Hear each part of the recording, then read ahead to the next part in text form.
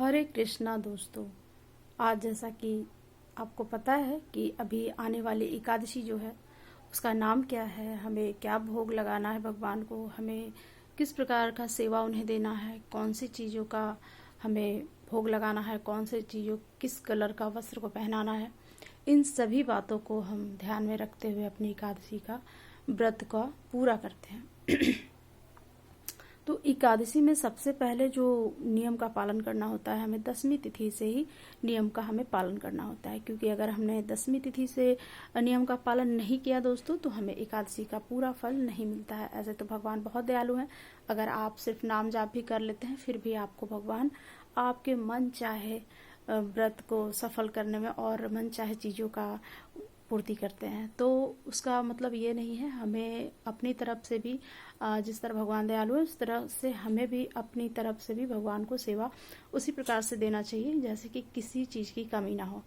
देखिए, हम पूरा करने वाले तो कोई नहीं होते हैं, सब पूरा भगवान ही करते हैं, बट हमें इस चीज़ों का भी ध्यान रखना बहुत ज़रूरी है, क्योंकि एकादशी का व्रत ऐसा है कि अगर हमने दसवीं तिथि से व्रत का पूरा नियम पालन नहीं किया तो हमें व्रत का पूरा फल नहीं मिलता है। देखिए, कलयुग में एकादशी व्रत ऐसा है कि जो कि हमें तुरंत फल देने वाला, व्रत का तुरंत फल देने वाला व्रत होता है। कलयुग में एक ऐसा व्रत है जो एकादशी का व्रत है, वो हमें तुरंत फल देने वाला होता है, मन वांछित फल को पूरा करता है, आपकी जो इच्छा है पूर्ण होती है, बशर्ते आपको पूरी तरीके, पूरी लगन और पूरे मन से आपको एकादशी का व्रत धारण करना है, पूरे नियम को पालन करते हुए।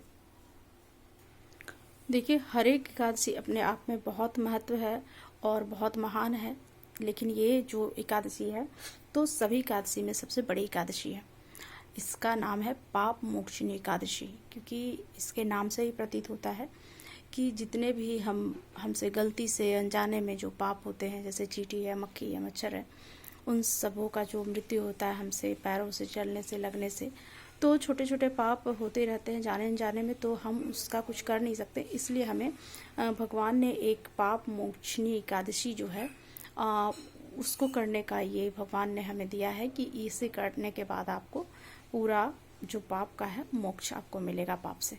तो छोटी बड़ी जो भी होती है उन सब से मुक्ति मिलता है। और ये हमारे हरे कृष्णा और ये हमारी राधा प्यारी। ब्रह्मांड पुराण में एक वर्णन आता है जिसमें युधिष्ठिर जी कहते हैं कि चैत्र मास में जो आने वाली एकादशी होती है तो भगवान हमें उसका कुछ उपाय बताएं और किस प्रकार से एकादशी की जाती है, इसमें हमें आपको प्रसन्न करने के लिए कौन सा भोग लगाना है, हमें कौन सा वस्त्र पहनाना है, कितने दीपक जलाने हैं और कितना होम करना है, तो उन सबों का वर्णन करें। भगवान कहते हैं, तब भगवान युधिष्ठिर का बात को सुन करके कहते हैं कि देखिए, आप पूरे जन कल्याण के हित के बारे में आपने ये प्रश्न किया है, तो मैं बताता हूँ कि कौन सा व्रत सर्वश्रेष्ठ होता है और कौन से व्रत करने से ये पापों का सब नाश हो जाता है और आपको पुण्य की प्राप्ति होती है। इस एकादशी को करने के बाद हमारे सारे पाप जो है नष्ट हो जाते हैं और हमें पुण्य की प्राप्ति होती है। तो इस एकादशी को करने के बाद हमारे सारे पाप नष्ट हो जाते हैं और हमें मोक्ष की प्राप्ति होती है। तो पाप मोचनी एकादशी जो है सभी को करनी चाहिए, क्योंकि सब एकादशी में सब श्रेष्ठ एकादशी यही है। तो इस एकादशी को करने के लिए हमें दसवीं तिथि से ही अपने रूल को फॉलो करना है, अपने नियम को पालन करना है। दसवीं तिथि से हमें व्रत का पारण का जो व्रत का जो नियम है हमें लेना है। सबसे पहले हमें संकल्प लेना है कि हमें किस प्रकार से व्रत करना है। व्रत करने के लिए हमें पान, सुपारी, इलायची, लौंग रख करके एक कपड़े में एक सिक्का लगा करके हमें संकल्प लेना है कि हमें फल खा के एकादशी करनी है या हमें निराजली एकादशी करनी है। तो इस प्रकार से एकादशी का व्रत को आप धारण करें और अच्छे से व्रत करें।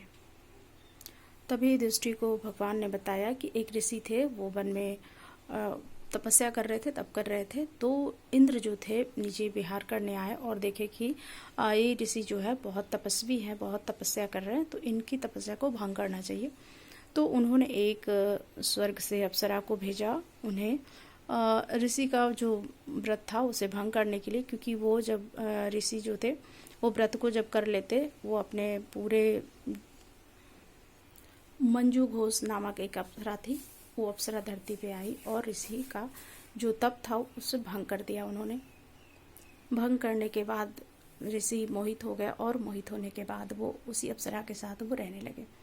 एक दिन फिर अप्सरा ने जो कहा कि मुझे अब जाना है, तब ऋषि को पता चला कि इसने तो मेरा व्रत को भंग करने के लिए ही आई थी और मेरे व्रत को भंग कर दी। तब उन्होंने उन्हें श्राप दिया कि तुम पिशाचिनी रूप में हो जाओगी और तुम उसी में भटकती रहोगी। तब उसने पूछा कि ऋषिवर मुझे इससे निकलने का कोई उपाय बताएं। तब उन्होंने कहा कि देखो, एक पाप मोक्षनी एकादशी आएगी, उसे करने से तुम्हारा पाप कम हो जाएगा। मंजू घोष जो थी अप्सरा, वो जब उसने सुना कि पिशाचिनी रूप में मैं आ जाऊंगी तो फूट फूट कर रोने लगी और ऋषिवर से प्रार्थना करने लगी कि ऋषिवर मुझे कोई उपाय बताए इससे छूटने का और मुझे मुक्त होने का, इससे कोई उपाय बताए। तब उन्होंने कहा कि ठीक है, तुम्हें एक पाप मोचनी एकादशी आएगी, उसे व्रत को करने से तुम्हारा मुक्ति होगा। तब उन्होंने कहा कि ठीक है। कुछ समय पिशाचिनी के रूप धारण करने के बाद वो तुरंत पिशाचिनी बन गई और उसे रूप धारण करने के बाद वो थोड़े समय के बाद फिर जब एकादशी का व्रत आया, तब उसने बहुत कड़े नियम से, जैसे कि 10वीं तिथि से हमें पालन करना होता है, उस प्रकार से पालन करते हुए उसने 10वीं तिथि के रूल को पालन किया। फिर एकादशी व्रत, निराजली एकादशी व्रत उन्होंने किया और उसके बाद समय पे पारायण किया। पारण करने का भी समय बहुत ही ये होता है जिससे कि आपका व्रत जो है पूरा फल देता है। अगर आपने समय पे पारण नहीं किया तब भी आपका व्रत खंडित हो जाता है और पूरा फल नहीं मिलता आपको। तो इसलिए हमें नहाए खाए से लेकर के एकादशी का व्रत करने तक के और पारण करने तक के हमें विशेष रूप से ध्यान रखना होता है कि हमें पूरी तरीके से जब हमने नियम लिया है तो उसे पूरे तरीके से पालन करें। और ये देखिए, कलयुग में जो है सर्वश्रेष्ठ जो व्रत है, सबसे सर्वश्रेष्ठ व्रत जो है एकादशी ही आती है।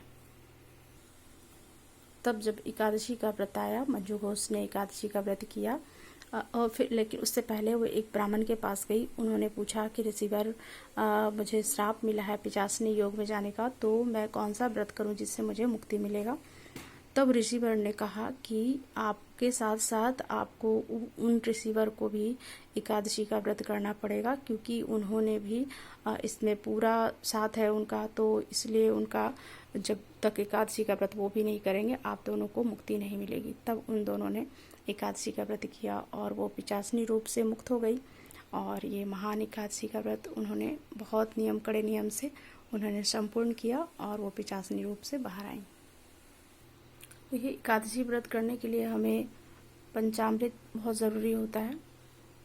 अगर पंचामृत आपके पास नहीं है तो आप कच्चे दूध से भी स्नान करा सकते हैं।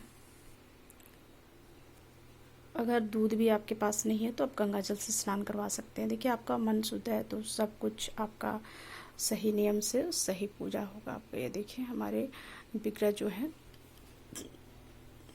देखिए ये विष्णु जी और ये लक्ष्मी माता। देखिए, एकादशी पे हमें इन्हीं का पूजा करना होता है। अगर आपके पास विग्रह नहीं है तो आप तस्वीर से भी पूजा कर सकते हैं, तो कोई दिक्कत वाली बात नहीं है। जो भी आपके पास उपलब्ध है उस प्रकार से आप पूजा करें। एकादशी करने के लिए हमें 10वीं तिथि से नियम को पालन करना है। 10वीं तिथि को संध्या के समय से अन्न नहीं लेना है हमें। इस प्रकार से हमें एकादशी का व्रत को धारण करना है। उसके बाद हमें एकादशी का व्रत करना है, निराजली करना है, आपको फल खा के करना है, वो आपको संकल्प ले लेना है। फिर आपको कलश लगा लेना है। उसके बाद एक आपको देखिए इस प्रकार से अखंड दीपक एकादशी के दिन जला लेनी है। 11 बाती के भी जला सकते हैं या 1 बाती का भी जला सकते हैं, तो आपके अपने सामर्थ्य के अनुसार है। जिस प्रकार से सामर्थ्य है उस प्रकार से करें। जिस प्रकार से एकादशी व्रत में हमें सभी प्रकार के नियम को पालन करना जरूरी होता है, उसी प्रकार से हमें दक्षिणा चढ़ानी भी बहुत ज़रूरी होती है, क्योंकि हमारे पास उतना सामर्थ्य नहीं है कि भगवान के लिए हर कुछ हम उपलब्ध करा पाए और हर कुछ ला पाए। तो इसलिए हमें दक्षिणा इसलिए चढ़ानी होती है कि प्रभु, जो भी मेरे पास नहीं है, इस दक्षिणा को आप स्वीकार करते हुए मेरे व्रत को पूर्ण करें। पहला वो हो गया। दूसरा है आपको दान निकालना। देखिए, अभी गर्मी शुरू हो गई है तो आप मीठे जल का दान कर सकते हैं या फिर आप ठंडे जल का, सादा जल का मटके के साथ आप दान कर सकते हैं। और जब एकादशी आती है तो इत्र सेवा भी आपको देनी बहुत ज़रूरी होती है। देखिए, इस प्रकार से आप चंदन इत्र ले लें, गुलाब इत्र ले लें, जो भी खस इत्र ले लें, जो भी है आपके पास, तो उस प्रकार से आपको इत्र सेवा भी देनी जरूरी होती है एकादशी के दिन। अगर उपलब्ध हो सके तो दोनों दीजिए, नहीं तो आप एक से भी चला सकते हैं काम। तो इस प्रकार से आपको इत्र सेवा भी देनी जरूरी होती है। देखिए, जब हम कोई भी व्रत करते हैं तो हमें छोटा छोटा चीज़ का बहुत ध्यान रखना होता है कि भगवान के लिए हमें क्या सेवा करनी है। देखिए, अगर हमारे पास बहुत कुछ नहीं है तो तुलसी पत्र भगवान ने दे रखा है। तुलसी के बिना तो कोई भी चीज़ आप चढ़ा लेंगे तो भगवान स्वीकार नहीं करेंगे। तो 10वीं तिथि से ही हमें तुलसी के पत्र को तोड़ लेना है और तोड़ करके रख लेना है। एकादशी के दिन हमें तुलसी नहीं तोड़ना है, ना ही उन्हें स्पर्श करना है, ना ही उन्हें जल देना है। तो देखिए, ये तुलसी मैया है हमारी हरी भरी। तो 10वीं तिथि के दिन आप तोड़ लें, इसे तोड़ करके रख लें, क्योंकि एकादशी के दिन आपको नहीं तोड़ना है, क्योंकि जितना आप व्रत नहीं करेंगे उतना आपको दोष लगेगा। तो इसलिए इन बातों को ध्यान रखना ज़रूरी है। बहुतों का कमेंट था कि आंवला पत्र क्यों चढ़ाया जाता है। देखिए, आंवला पत्र आप हर एक एकादशी को चढ़ा सकते हैं भगवान को। ऐसा नहीं कि सिर्फ आंवला की एकादशी जब आती है तभी आप चढ़ाएं, नहीं। आप आंवले का जो पत्ता है और आंवले का फल है वो आप हर एक एकादशी पे चढ़ा सकते हैं, क्योंकि आंवला जो है भगवान का बहुत फेवरेट है, बहुत उन्हें पसंद है। तो इसलिए उन्हें आप हर एक एकादशी पे उनके आंवले के पत्तों से श्रृंगार भी कर सकते हैं आप, और आंवले का भोग भी लगा सकते हैं। कच्चे आंवले का भी भोग लगा सकते हैं और आंवले का मुरब्बे का भी भोग लगा सकते हैं।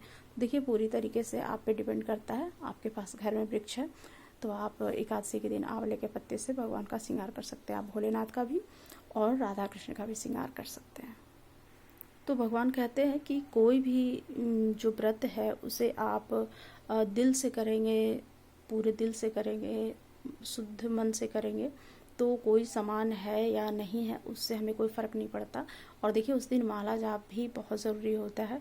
ओम नमो भगवते वासुदेवाय नमः का जाप आप कर सकते हैं, ठीक है। कृष्णाय नमः का भी जाप कर सकते हैं, जिस प्रकार से आपको है जाप कर सकते हैं। लेकिन ओम नमो भगवते वासुदेवाय नमः का जाप करने के बाद आपको एक माला राधा नाम का जाप जरूर करना है, क्योंकि भगवान जो है, या फिर माँ लक्ष्मी का जाप जरूर करना है, क्योंकि राधा के बिना या फिर विष्णु भगवान लक्ष्मी जी के बिना कोई भी पूजा को स्वीकार नहीं करते हैं। तो आपको जब एकादशी का व्रत आप कर रहे हैं तो इन बातों का भी ध्यान रखें कि आपको एक माला ज़रूर करनी है। अगर 5, 7, 11 नहीं कर पा रहे तो कम से कम एक माला आपको ज़रूर ही करनी है, ठीक है। इन बातों का ध्यान रखें आप।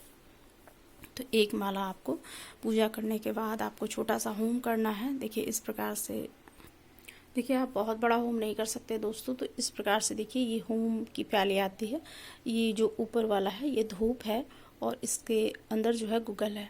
तो इसमें आप कपूर डाल करके इसे पहले तैयार कर लें और उसके बाद आप छोटा सा होम कर सकते हैं, क्योंकि होम जो है वो डेली ही किया जाता है, प्रतिदिन किया जाता है एक छोटा सा होम।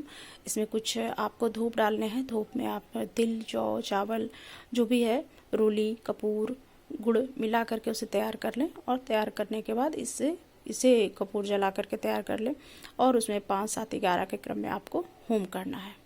तो अगर बहुत बड़ा होम नहीं कर सकते हैं, उपले नहीं ला सकते, तो देखिए, ये जो धूप है ये बिल्कुल तैयार होता है और इससे आप होम कर सकते हैं अच्छे से।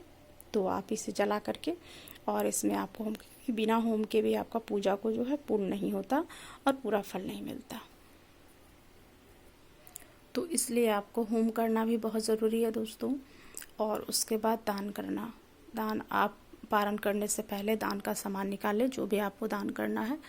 अन्न दान करना है, वस्त्र दान करना है, जल दान करना है, जो भी दान करना है, आपको पारण करने से पहले उस दान को, सामान को आपको निकाल लेना है।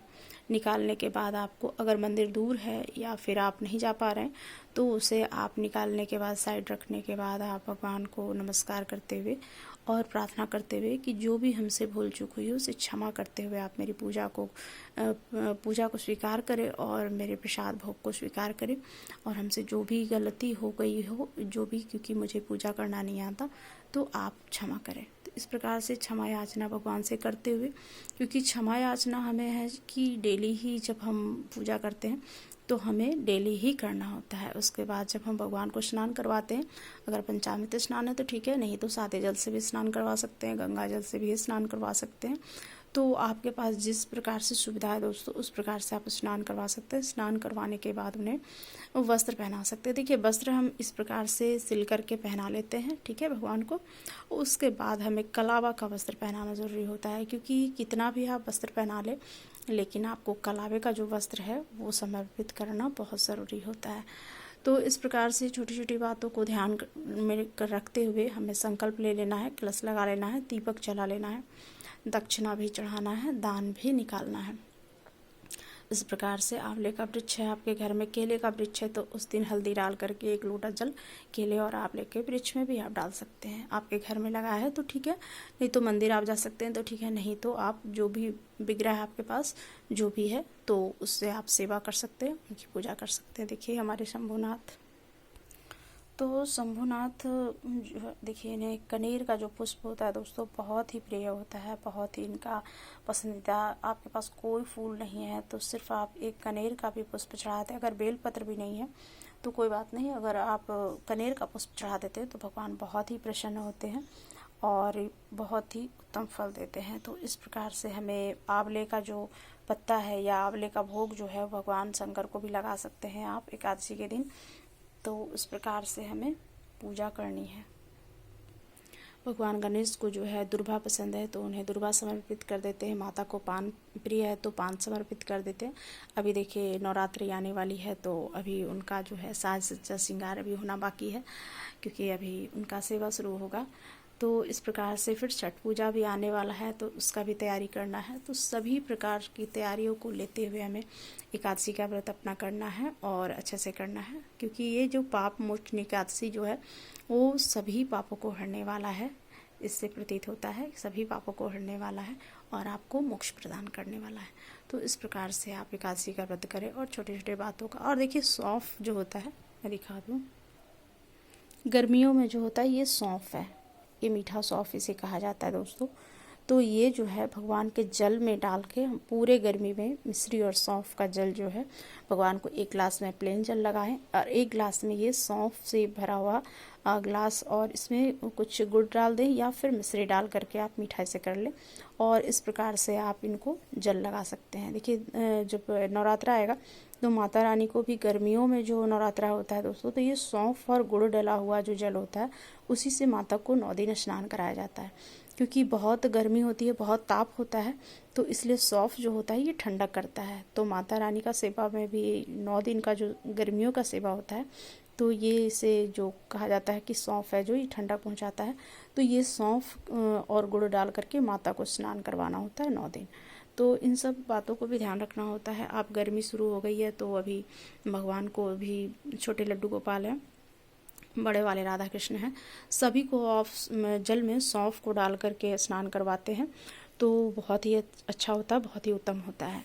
तो क्योंकि ये सौंफ जो है ना ठंडा करता है, तो आप 1 ग्लास में सौंफ और गुड़ का जल भगवान को भोग लगाएं और मटके में रख सकते हैं तो और भी अच्छा है, नहीं तो आप कांसे के बर्तन में, क्योंकि कांसा का बर्तन भी ना ठंडा करता है। तो आप उन चीज़ों को ध्यान में रखते हुए आप कांसे के बर्तन में भी सौंफ को जल में लगा करके सौंफ डाल करके एक में इस प्रकार से देखें सौंफ डाल करके और मिश्री डाल करके भगवान को भोग लगा सकते हैं।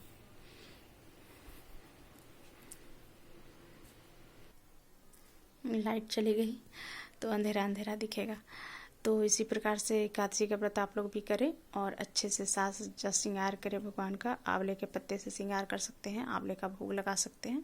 इस प्रकार से आप पाप मोचन एकादशी का जो है व्रत को संपूर्ण करें। सभी को मेरी तरफ से राधे राधे दोस्तों। और 10वीं तिथि से ज़रूर रूल को फॉलो करें, उसके पालन को, नियम को पालन करें। और कथा जो सुनना है बहुत ज़रूरी है, होम करने के साथ साथ कथा सुनना भी। सभी पूजा होने के बाद आपको पहले कथा सुनना है, उसके बाद आपको भगवान की आरती करनी है। माँ लक्ष्मी की आरती नहीं होती है, माँ लक्ष्मी का स्तुति होता है। तो इन सब बातों को ध्यान रखते हुए आप अपनी एकादशी के व्रत को पूर्ण करें और तुलसी में जल नहीं डालिएगा और तुलसी जी को स्पर्श भी मत कीजिएगा। तुलसी की ज़रूरत है तो 10वीं तिथि को तुलसी को आप तोड़ के रख लीजिए, ठीक है। तो इस प्रकार से आपको एकादशी का व्रत, अगर आपको कहीं पे कथा नहीं मिलता है तो एकादशी महत्व का बुक आता है तो आप उससे भी एकादशी व्रत का कथा पढ़ सकते हैं। तो इस प्रकार से आप अपनी एकादशी व्रत को पूर्ण करें। तुरंत फल देने वाली कलयुग में जो है एकादशी व्रत ही है। तो सभी को मेरी तरफ से राधे राधे दोस्तों। और ये हमारी राधा प्यारी और ये हमारे कन्हैया। देखिए जानकारी कैसी लगती है, वीडियो कैसी लगती है, एक कमेंट में आप ज़रूर बता सकते हैं। मुझे भी अच्छा लगेगा और मुझे भी पता चलेगा कि मैंने जो बता रखा है, जो बताया है, जो बताती हूँ वो सही मार्ग पे सही मार्गदर्शन हो रहा है। तो मुझे भी अच्छा लगेगा। अगर वीडियो पसंद आए तो ज़रूर लाइक करें और कमेंट भी ज़रूर करें। राधे राधे।